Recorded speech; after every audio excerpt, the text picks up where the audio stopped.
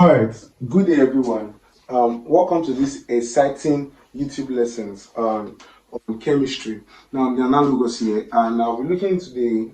I'm looking at types of chemical reaction today. Okay, types of chemical reaction. This topic is very significant to the O-level people and the O-level guys, and some you need it as a foundation for your advanced level chemistry. So now, particularly those of us writing Waec, JAM. You should watch this video to help you. So first, now what is a chemical reaction?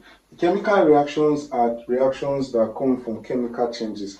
So reactions that come from chemical changes are said to be chemical reactions. Do you get? So chemical reactions come from chemical changes. The chemical change is the one that is easily what's called not easily reversible, and it leads to the formation of a new substance. So chemical changes usually involve atoms sharing or transferring electrons between one another. So for instance, I have an element H or an element H, it can share its valence electron with chlorine, and we have HCl, the compound. So, and this reaction usually from the reaction is usually from a reaction between H2 plus Cl2.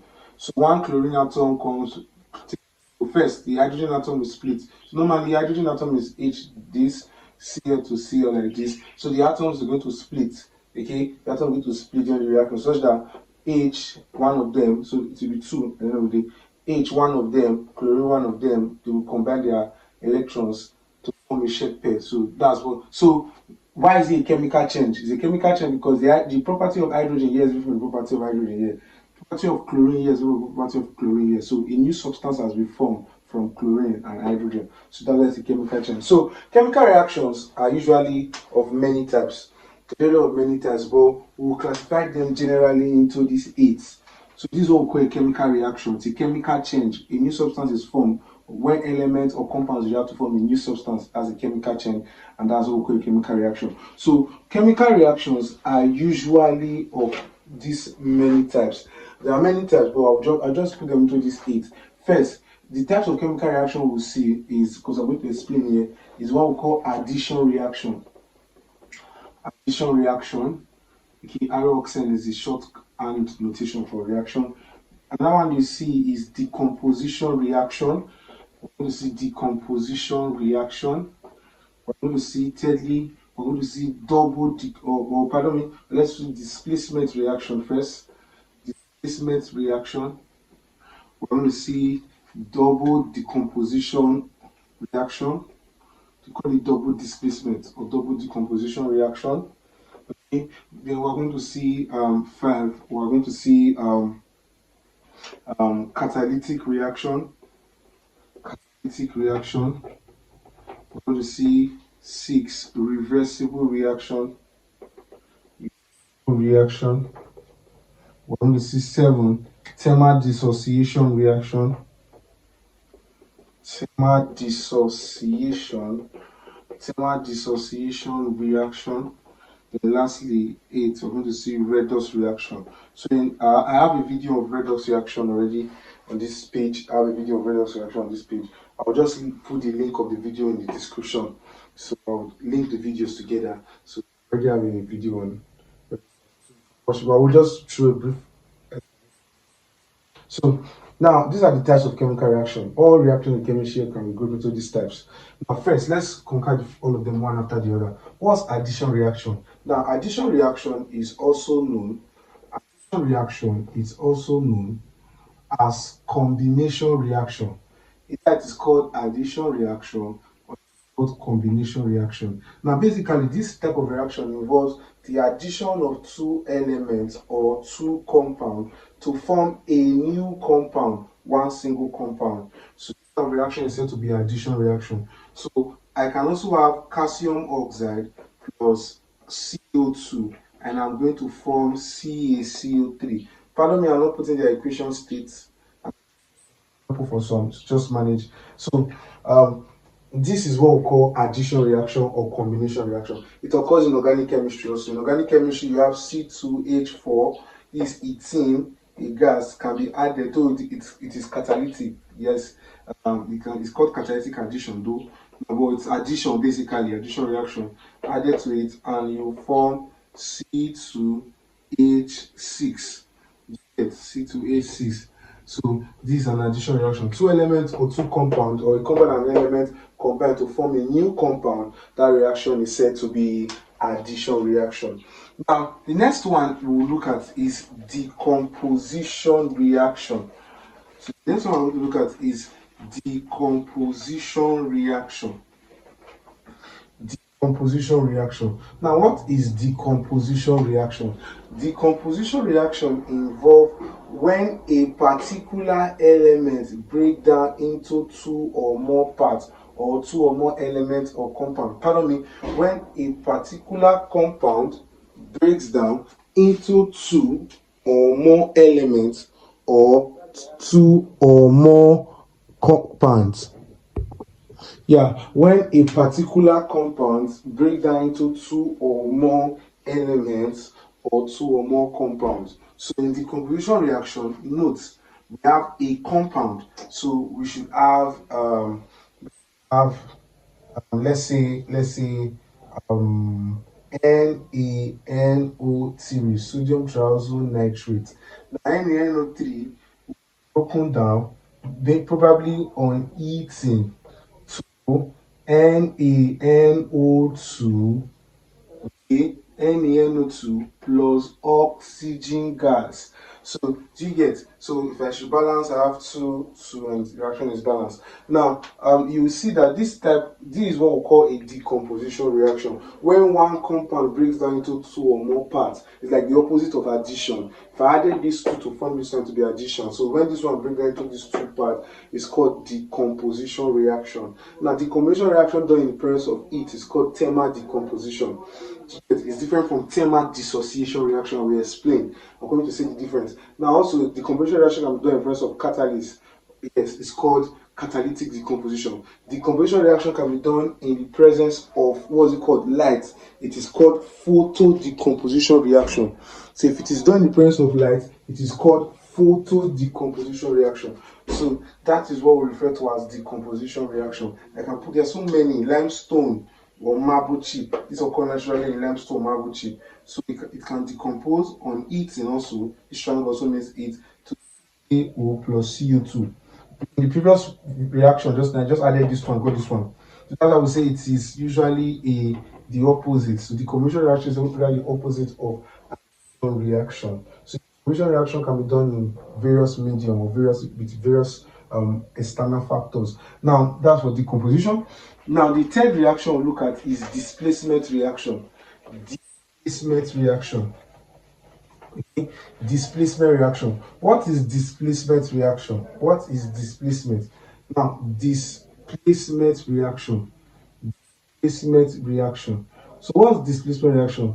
Displacement reaction is a type of reaction whereby one species, let me use one species that have similar electronegativity or electropositivity with the other species replaces it in a compound. So an element replaces another element, probably because the element is more electronegative or more electropositive. So when such thing occurs, it is said to be called, or it is called displacement reaction. So we have AC plus B. You see, so C is displacing B, maybe because C is more electropositive or C is more electronegative. That's what we call displacement reaction. So in the Waec examination, the WASC, West African Senior School Certificate Examination, WASC examination, they normally ask this question very, very well. They will write some reactions or say you should identify what type of reactions is this. So please, this video is very, I'm going to tag them to this video. I'm going to use them as a top me to this video. Those of you writing Waec or WASC as they call it, or ssce as we call it in Nigeria, please take note of this. It's very helpful. So displacement reaction. Now displacement reaction is, let's say for instance, take an instance, HCl plus fluorine. Now fluorine is an halogen that's more electronegative than chlorine. So fluorine is going to displace it and will form HF plus Cl2. So balance, I'll put 2 here and I'll put 2 here. So this is what we refer to as displacement reaction. Now, I can use, for instance, also HCl, okay, or HBRO reacting with sodium metal. So gas and this solid. So what should happen now? This, or let's say aqueous solution, the aqueous form. So what happens is sodium can displace hydrogen and I'll form NaBr plus H2. So you can go and balance the reaction and have 2. So there will be 2. So you see, this is an example of this is what we call displacement reaction, where one species displaces another species due to electropositivity majorly or electronegativity. The hydrogen is more electropositive than hydrogen. That's for displacement. The third reaction, or the fourth reaction I want to look is double decomposition or double displacement reaction. I call it double decomposition or double displacement reaction. Double decomposition or double displacement reaction. Double decomposition or double displacement reaction. Double decomposition or double displacement reaction. Okay, now what happens in double decomposition, double displacement reaction? It's called double decomposition, we call it double displacement reaction. It's a reaction where there's exchange of radicals. So SCO3, you can use SCO3 because product might be. Let's say we have Na2SO4. Let's see this kind of reaction. You see that what will normally occur here is that there will be exchange of radical. What do I mean? Now there's sodium radical, tetrahydrosulfate radical, hydrogen and chlorine radical. They are going to exchange. So hydrogen is going to take SO4, then Na is going to take Cl. So I'm going to have something like this: NaCl plus, or let me make it this way. Let me make it this way so that it will make more chemical sense. So let's take NaCl to react with H2SO4.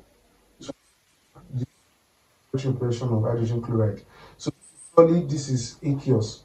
So what happens now? Hydrogen is going to take chlorine. It's exchange. So it's sodium is like tired of chlorine. So sodium is going to take SO4. So we're going to have Na2SO4. Now hydrogen is going to take chlorine plus HCl. So aqueous, this is gas. So like that. So what occurs in this reaction is the exchange of radicals. So radicals are being exchanged. Radicals are being exchanged. So it's called double displacement. It's like sodium is displacing hydrogen. At the same time, SO4 is displacing chlorine. So they're just displacing each other. So you displace hydrogen, collect the SO4, and the SO4 go displace chlorine and collect the sodium. Do you get? So like that. So that's for it's just that's what we call double displacement reactions. It's right for the exchange of radicals. Okay, let me give another one. Let's use NeNO3 plus NeNO3 plus H2SO4. We're going to have something like Na2SO4. You can balance the reaction or not balance, you can go and balance it yourself, plus HNO3. Yes, plus HNO3. You see, that's what we call double displacement. So H is going to displace sodium and carry NO3, N is going to displace hydrogen and carry SO4. So at the end of the day, that's what we call double displacement. If you put 2 there and so balance like this. Same thing here, put 2 here and you put 2. So this is what we call double displacement reaction or double displacement reaction. It's a type of reaction that involves the exchange of radicals. Reacting compounds. It involves the exchange of radicals between reacting compounds. So it's called double displacement or double decomposition. So lastly, the fifth reaction I want to look at, not lastly, I want to look at catalytic reaction, and I'll be very, very fast. What's a catalytic reaction? A catalytic reaction is a type of reaction that involves a catalyst.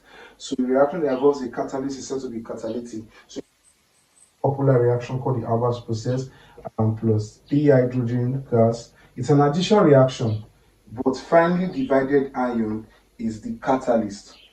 So it's an addition reaction, but finely divided ion is the catalyst. Such reaction is referred to as a catalytic reaction. This is what we call a catalytic reaction. So this type of catalytic reaction can be called catalytic addition. It's addition, two elements forming one compound. So, but in terms of a catalyst, catalytic addition. So, it brings us to this terminology we call catalysis. Catalysis is the process of using a catalyst to either increase the rate of a chemical reaction or slow down the rate of a chemical reaction. The process of using a catalyst to increase the rate of a chemical reaction or slow down the rate of a chemical reaction is called catalysis. Now, catalysis can be of two types. So I'm going to give two examples. Catalysis can be homogeneous or heterogeneous. So see these two catalytic addition. They are both catalysis. Okay, I'm coming to see the types of catalysts that we have. So remember, catalysts that slow down the reaction. So any of the reaction you have on the board, the catalyst can either increase the rate or increase the way it is reacting fast or reduce the rate of the reaction. Do you get? So now see this reaction, the Amber process, where we use NO2 as catalyst for production of H2SO4. All process to prepare H2SO4. Now it is replaced by the contact process. So, but look at these two catalysts. Now, if you see, in this first place, iron is solid. In the first place, the reactant catalysts are not in the same state of matter. When during catalysis, when reactant and catalysts are not in the same state of matter, it was heterogeneous catalysis. Heterogeneous catalysis is very common in metals chemistry of transition metals. Heterogeneous catalysis is very common because transition metals are mainly used as catalysts. So heterogeneous catalysis is common to transition metals. It's a very, very exploitative aspect of chemistry. Very, very interesting. Where you use solid, clay, alumina as catalysts. It's very, very interesting aspect of chemistry. Now, when the catalyst and the reactant and product, all of them are in the same state of matter, it is called homogeneous catalysis. So now we know homogeneous catalysis. Now we know heterogeneous catalysis. Homogeneous catalysis, the catalyst, the reactant, and product are in the same state of matter. Heterogeneous catalysis, the catalyst, reactant, and product are in different states of matter. That's called heterogeneous catalysis. So we know homogeneous and heterogeneous catalysis. Now, having known that, catalyst itself can be of two types. Catalyst itself can be positive or negative. What is a catalyst? What is a catalyst? First, what is a catalyst? A catalyst is a substance that remains that alters the rate of a chemical reaction. It either increases the rate or slow down the rate of the chemical reaction, and itself remains unchanged at the end of the reaction. The catalyst remains unchanged at the end of the reaction. So catalyst at the end of the reaction remain unchanged. Its physical properties remain unchanged. Its chemical properties remain unchanged, but its physical properties will change. So at the end of the reaction, the color of the catalyst can change, the size of the catalyst can change, but the chemical nature of the catalyst will not change. Yes. So catalysts are specific in nature. They are specific to a given reaction. They work at optimum temperature. They are sensitive to chemicals, and they are sensitive to high temperature. You get? So that's for catalysts. Now, catalysts basically can be positive or negative. Now, before I looked at positive and negative catalysts could be inorganic. So when inorganic substances are used as catalysts, such as metals, they are called inorganic catalysts. You just see iron just now for Haber's process. That kind of catalyst is an inorganic catalyst. Now, when a catalyst is used to increase the rate of an organic reaction or of a biochemical reaction, what do I mean? Reactions that occur inside your body, such as digestion, are called biochemical reaction. For instance, inside your body now, you have in your mouth maltose, or in your mouth starch, C6H12, C6H10O5. So you have this is starch. Starch in your mouth. Now starch is converted to C12H22O11. So in the presence of an enzyme in your mouth called ptyalin, or in presence of ptyalin. Ptyalin is a diastase. This is ptyalin, that's the enzyme. It's a diastase. So this thing is a catalyst. Ptyalin in your mouth, in front of your saliva, is a catalyst. It converts starch in our mouth to maltose. Do you get? provides starch, it makes the reaction faster. If there was no ptyalin, starch in our mouth could have taken 6 days to get converted to maltose. Because of ptyalin or that stage, cooked starch in our mouth can take 30 minutes, 5 minutes to get converted to maltose. So this is a catalyst. It increases the rate of this reaction. But this catalyst is an organic catalyst. So organic catalyst, they speed up rate of biochemical reaction or organic reaction. Basically, organic catalysts are usually organic in nature. They're organic in nature. Most of them are organic in nature. They are organic compounds. They are called enzymes. Enzymes. By now, we should know that enzymes are sensitive to high temperature, they are sensitive to chemicals, enzymes are specific in nature. Enzymes work on the principle of lock and key system. That's called enzyme. You can slow down this as I'm saying and write them. Enzyme work on the principle of lock and key. And when I mean lock and key, if it is not specific, if it is not this reaction, that this will not act. So this is like the enzyme is like the key to open this guy. So we have a lock like this. So diastase is this diastase. So diastase has to what's it called? The enzyme is the key, and this is the lock system. So the enzyme will have to key in to open up this starch to get maltose, so on and so forth. So enzymes are proteinous in nature. They are proteinous in nature, making them organic. Okay, they are easily denatured by temperature or chemicals. Now, having known inorganic catalysts and organic catalysts, all catalysts can be of these two types. All catalysts can be of these two types. The first one is what we call a positive catalyst. A positive catalyst. What's a positive catalyst? The second one is what we call a negative catalyst. Negative catalyst.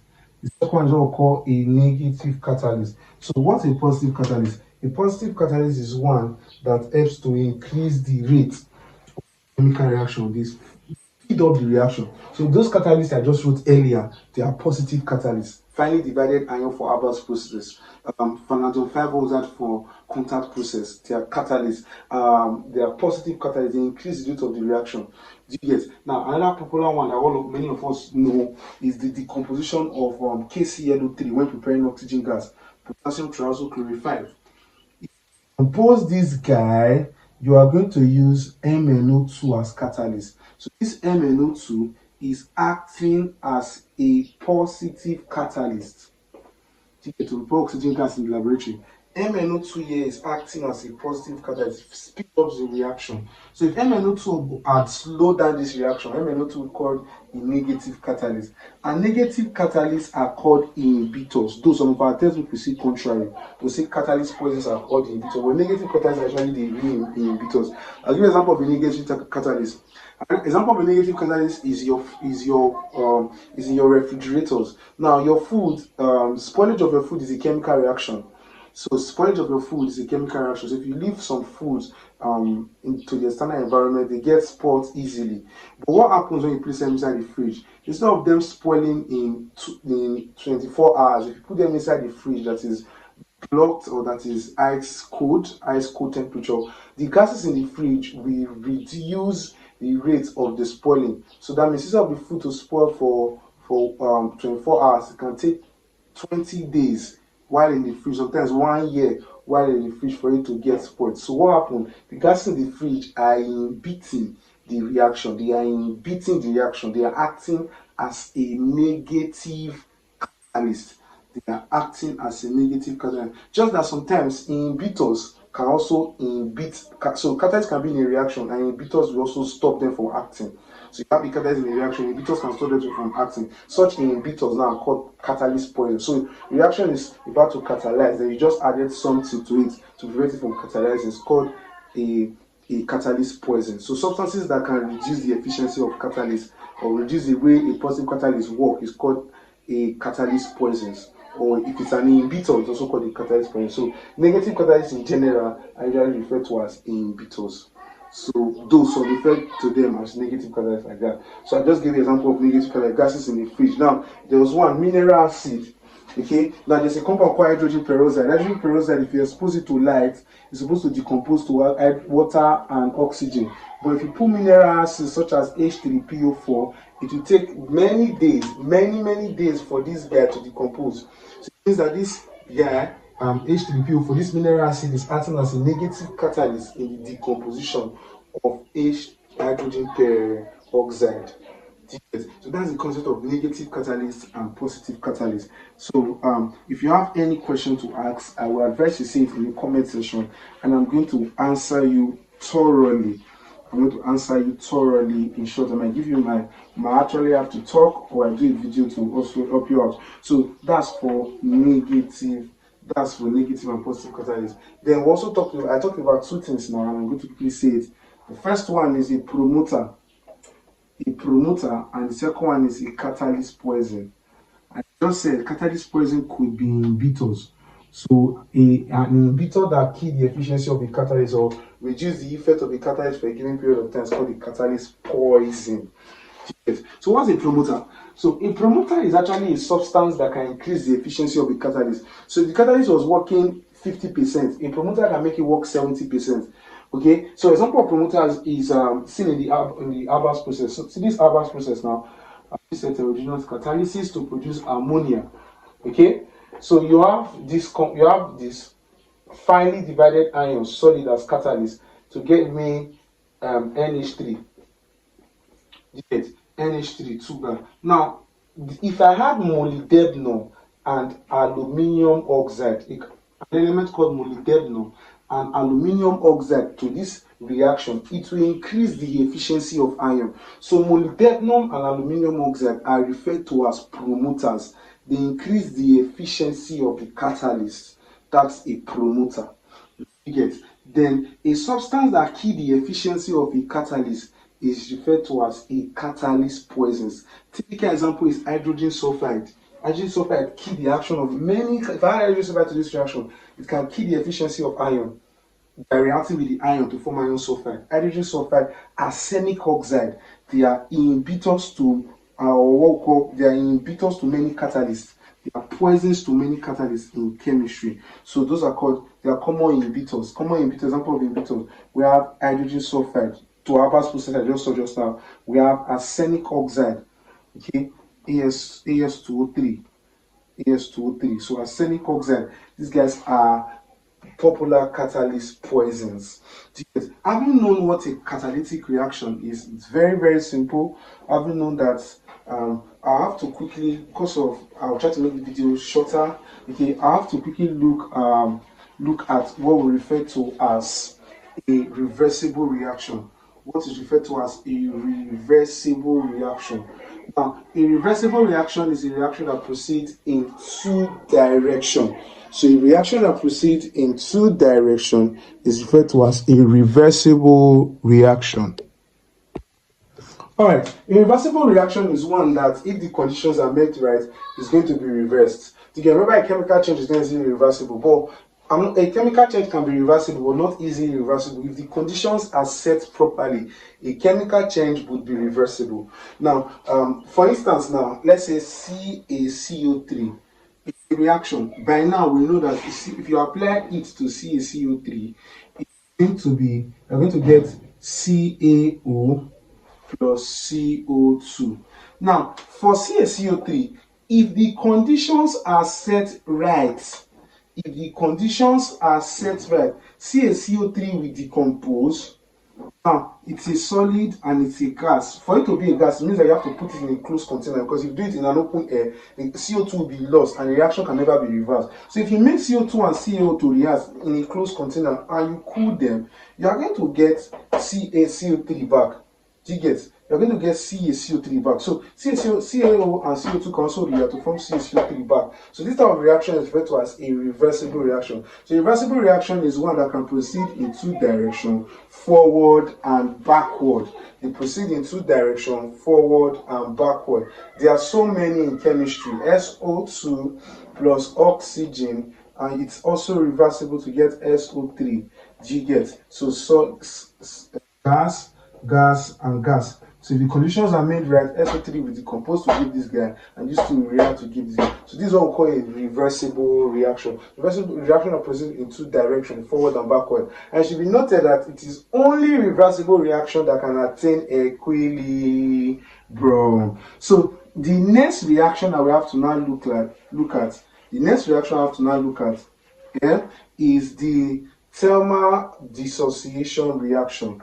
Now, thermal dissociation reaction is a type of equilibrium reaction. Thermal dissociation reaction is a type of equilibrium reaction. Now, why is it a type of equilibrium reaction? Now, for instance, you have ammonium chloride solid and you apply it to ammonium chloride, you will get NH3 plus HCl. This is a gas and this is a gas.